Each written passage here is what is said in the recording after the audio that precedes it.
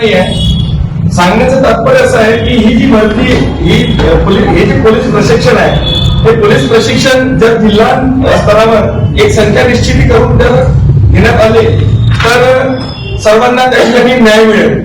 म्हणजे पर्टिक्युलरली तुम्ही पश्चिम महाराष्ट्राला किंवा मराठवाड्याला तुम्ही त्या ठिकाणी कन्सिडर करत असाल आणि विदर्भाला वगळत असाल तर हा न्याय नाही. आणि या संदर्भात बरेच विद्यार्थ्यांचे आम्हाला या ठिकाणी पत्र प्राप्त झालेले आहे की आम्ही या पोलीस भरती पूर्व प्रशिक्षणासाठी आम्ही बरीच तयारी केलेली होती आणि आमचा निकाल या ठिकाणी लागलेला नाही तरी सर आम्हाला या ठिकाणी वगळण्यात आलं असे आम्हाला वाटते. अशा संदर्भातले आम्हाला विद्यार्थ्यांचे तसेच संस्थांचे सुद्धा आम्हाला या ठिकाणी पत्र प्राप्त झालेले आहे. तर सांगायचं तात्पर्य असं आहे की ही जी प्रक्रिया आहे ही प्रक्रिया जिल्हा स्तरावर व्हावी आणि या प्रक्रियेमध्ये 1500 जी आता त्या ठिकाणी देण्यात आले आहेत तर 1500 वरून 5000 विद्यार्थी या ठिकाणी निर्णय घेण्यात यावे. त्याचं कारण आहे त्याचं कारण असं आहे की मागील 2001 ते 2025 दरम्यान जो अनुसूचित जातीच्या उपाययोजनेचा जो निधी आहे हा निधी जवळपास 32,500 कोटी हा व्यपगत करण्यात आला म्हणजे स्लॅब्स करण्यात आला तो वळवण्यात आला. जर आम्ही रिसेंट उदाहरण पाहिलं तर 2024-25 ला जवळपास त्या ठिकाणी 3,686 कोटी हा निधी व्यपगत करण्यात आला.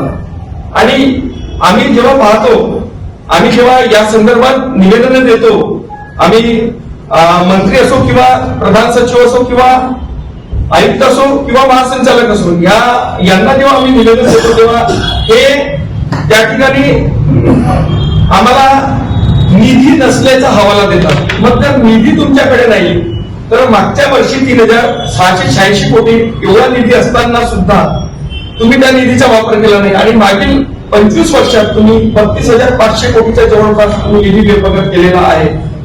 म्हणजे या ठिकाणी अनुसूचित जातीची जर आम्ही लोकसंख्या पाहिली जनगणनेनुसार 2011च्या तर ही 13.5 कोटीच्या महाराष्ट्रात 1.5 कोटी संख्या या ठिकाणी अनुसूचित जातीची आहे. आणि 1.5 कोटी महाराष्ट्रामध्ये जर प्रशिक्षणाकरता तुम्ही तोकडी संख्या या ठिकाणी देत असाल तर तो एक प्रकारच्या अनुसूचित जातीच्या विद्यार्थ्यांवर प्रशिक्षणार्थ्यावर तो अन्याय आहे.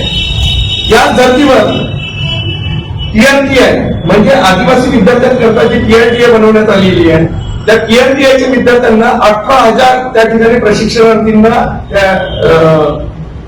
शिक्षण देण्यासाठी त्या ठिकाणी 18,000 विद्यार्थी निर्णय घेण्यात आलेले आहेत आणि त्या धर्तीवर आम्हाला फक्त 3,000 विद्यार्थ्यांनाच त्या ठिकाणी निर्णय देण्यात आलेला आहे. तर त्या 3,000 पैकी 1500 तर कुठेतरी हा अन्याय आमच्या अनुसूचित जातीच्या विद्यार्थ्यांवर होत आहे. आणि तोकडे या ठिकाणी विदर्भाला विद्यार्थी मिळत आहेत तर ज्या काही संस्था या ठिकाणी निवडीस येतील ते प्रत्येक जिल्हा स्तरावरून त्या ठिकाणी जवळपास सगळ्यांना समान निश्चिती संख्या देण्यात यावी हे या पत्र परिषदेच्या माध्यमातून आपणास निदर्शनास आणू इच्छितो.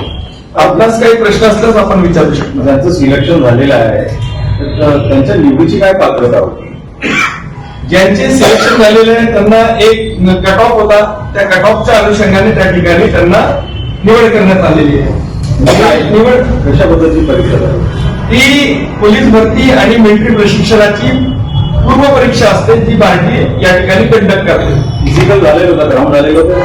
नाही फिजिकल नाही ती लेखी परीक्षा असते. त्या लेखी परीक्षेमध्ये त्यांना त्या ठिकाणी निर्णयात घेण्यात मी प्रश्न उपस्थित केलेला आहे की मराठवाडा भागातील